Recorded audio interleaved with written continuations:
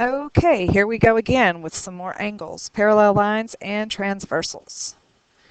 So today we're going to look at what happens when we have two parallel lines and they're cut by a transversal.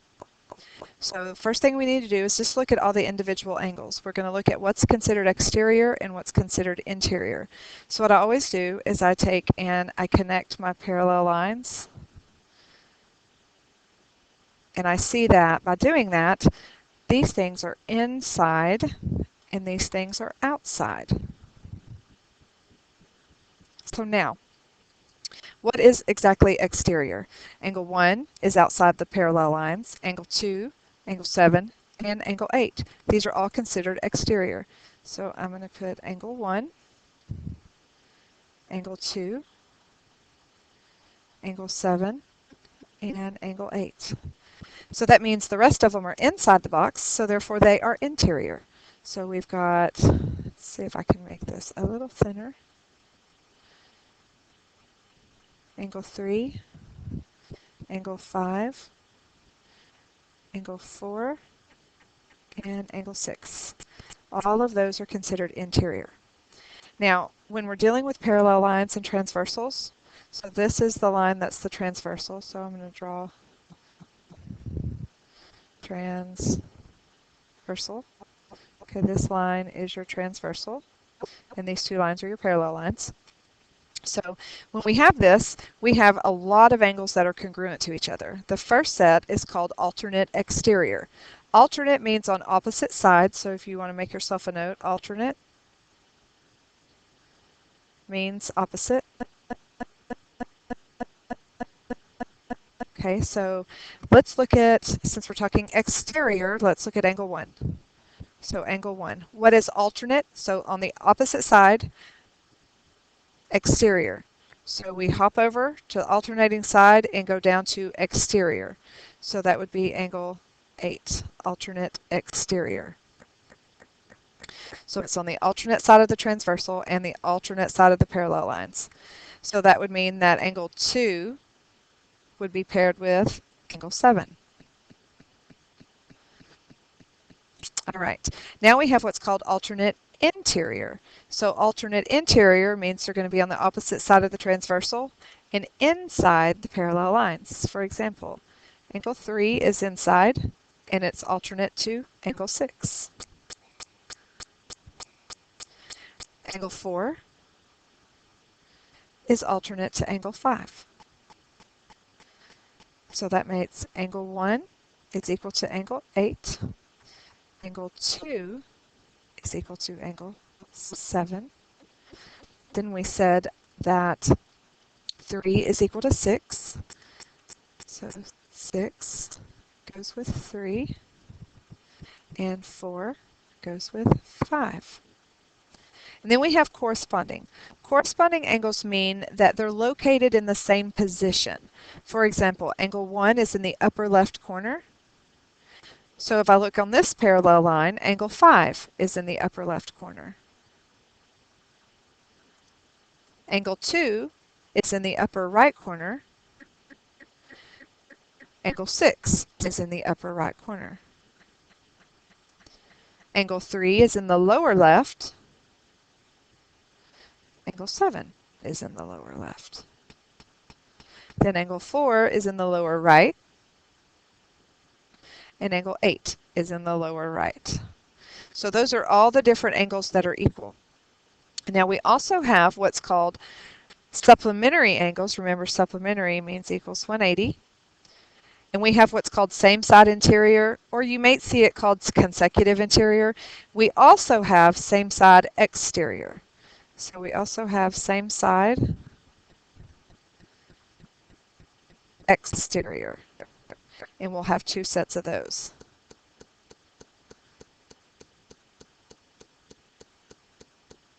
So let's look at same side interior. Same side means they're on the same side of the transversal. So see how 1, 3, 5, and 7 are all on the same side of the transversal? But which two are on the same side but inside? For example, 3 and 5. So angle 3 and angle 5 are considered same side interior. With that said, that means 4 and 6 meet the same rules. So angle 4 and angle 6. So now what about same side exterior? So which ones are on the same side? 1 and 7, because they're both on the same side and they're outside the parallel lines. So angle 1 and angle 7. Same thing goes for 2 and 8. So since these guys are supplementary, instead of setting them equal to each other, I would say angle 3 plus angle 5 equals 180. And then I would do the same thing for the others. For example, angle 1 plus angle 7 equals 180. And then you would do the same thing for 2 and 8 and 4 and 6. Then we have our vertical angles. We have lots of vertical angles, 1 and 4. So angle 1 and angle 4, 2 and 3, angle 2 and angle 3, 5 and 8, angle 5 and angle 8, and 6 and 7, angle 6 and angle 7. Now we also have a whole lot of linear pairs because there's lots of pairs in here. So let's go through and see if we can find all the linear pairs.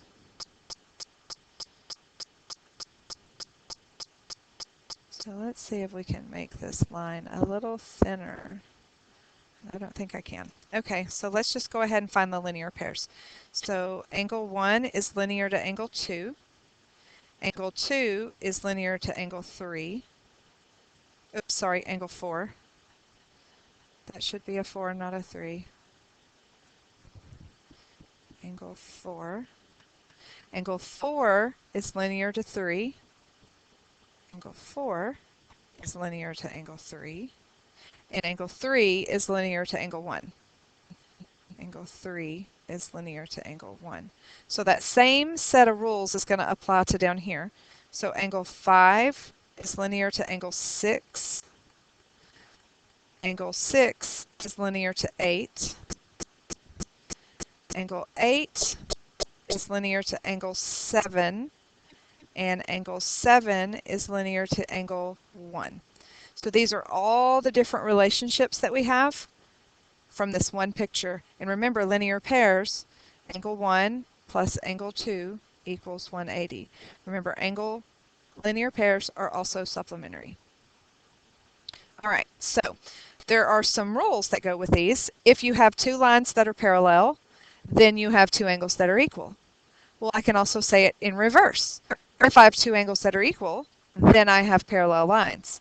So if angle 1 and angle 8 are congruent, then these two lines, see how angle 1 touches this line and angle 8 touches this one, then those two lines are parallel because alternate exterior angles are congruent. If these two lines are parallel and angle 3 equals angle 6, well, if angle 3 equals angle 6, these two lines are parallel because alternate interior angles are congruent. So let's try one on our own. What if we said angle 1 is congruent to angle 5? So if M is parallel to N, then angle 1 is congruent to angle 5. If angle 5 is congruent to angle 1, then M is parallel to N. Why? This is upper left, we call these, because corresponding angles are congruent. So corresponding angles are congruent. So now we're just going to use all that information and we're going to find the measures. So if you know one angle here, you know them all. So if angle 1 is 55 degrees, so is 4. If 4 is, so is 5 because they're alternate interior. So this one's also 55. And don't forget your degree symbol.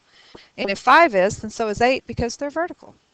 So I know 1, 4, 5, and 8. So if I know this one, then I also know this one because angle 1 plus angle 2 equals 180. because they're a linear pair. So if angle 1 is 55, that means 180 minus 55 is 125. So that means this one's 125. So that means the rest of them are 125.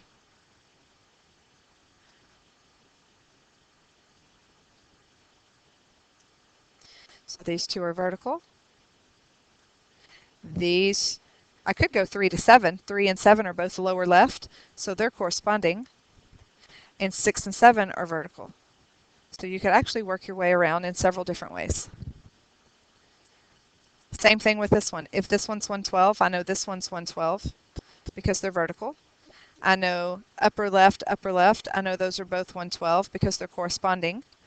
And these two are vertical, so they're 112. So since these two are a linear pair,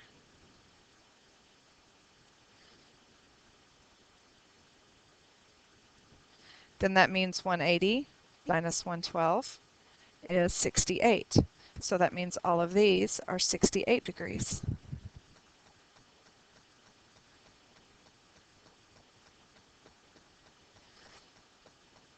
All right, now, sometimes you'll have an algebraic problem involved with these, and it's not as straightforward as the other, but it doesn't look that way, but really it is.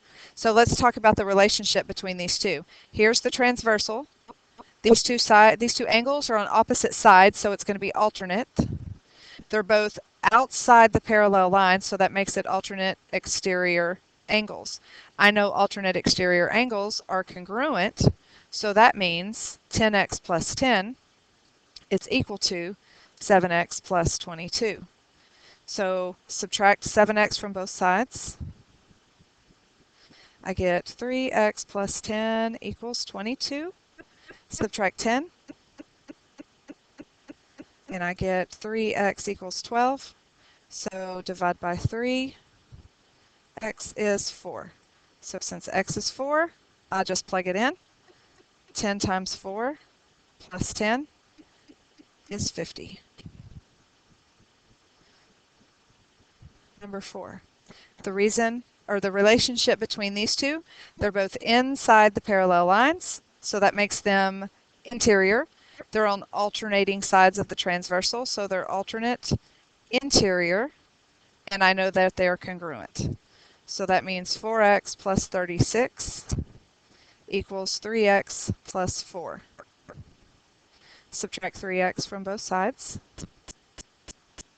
I get x plus 36 equals 4. Oops, that should be a minus, not a plus.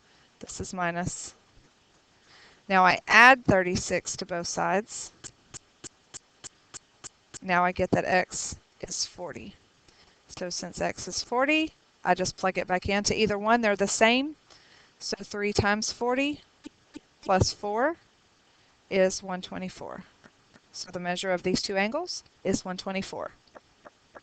All right, last one. Okay, now we're inside the parallel lines, so we're talking interior, and we're on the same side of the transversal. So this is same side interior. And I know same side interior angles are equal to 180. So I'm going to add them together. So I get 5x plus 20 plus 4x plus 25 equals 180. So combine your like terms. 9x, 20 and 25 is 45, and they equal 180. Subtract 45 from both sides. I get 9x equals 135, and divide by 9. X is 15. Since x is 15, I can plug it in. I'm going to plug it into 5 times 15 plus 20. 75 plus 20 is 95 degrees. And then plug it into the other one. 4 times 15 plus 25. So that is 60 plus 25. So that is 85. All right, so that wraps it up. See you next time.